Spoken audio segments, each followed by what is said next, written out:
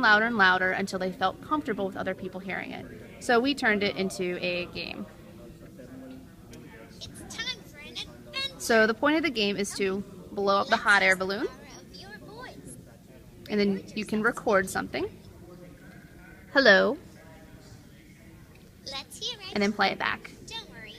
It would be very And when you quiet first play it back, it's very quiet and it has this kind of silly chipmunk distortion. And so it's kind of silly and the kids laugh.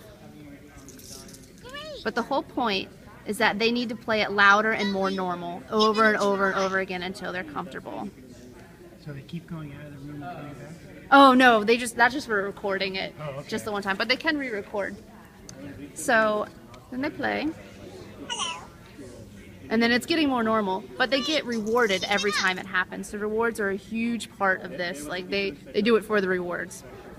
We also collect subjective units of distress. So this is how we track how nervous they are, because we want them to be nervous, but we want that to decrease over time. So this will automatically pop up, and they're familiar with the drill. So they'll tap what number they are, and it goes away, and they keep playing. So by the end of the session, when either they've beat the game by playing it 3 times in a row, completely loud, completely normal, or when the clinician decides, okay, you've had enough, you know, this is enough progress for the day, there's a secret stop button. And then at the end, it'll actually chart out their progress. And when you go back to the actual patient management system, you can see that it tracks their progress over time as well. So what are some potential uses of a system like this? You can definitely use this for treating lots of different kinds of patients, not just selective mutism, so a lot of autism spectrum disorder. It's a lot of a similar kind of therapy. So that's one thing that they're going to use it for.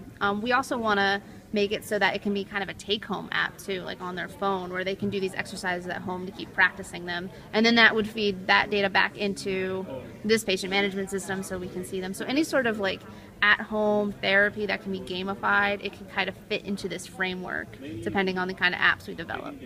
Now, where do you see this going in the future? Hopefully in the hands of clinicians. So the idea behind this app is selective mutism is really difficult to treat, and no one really knows how to treat it. So people come in from out of state to seek treatment.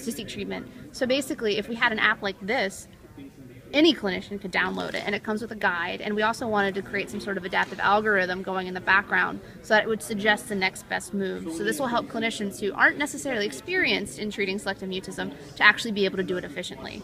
Like once I put this up on the web, I started getting people emailing me from all over going, let me see this, how can I get this? So there's definitely a need for treating this particular disorder, and this will make it way more accessible. People won't have to travel so much with their children to get help. So Absolutely. Thank you very much. all right, Appreciate you're it. welcome.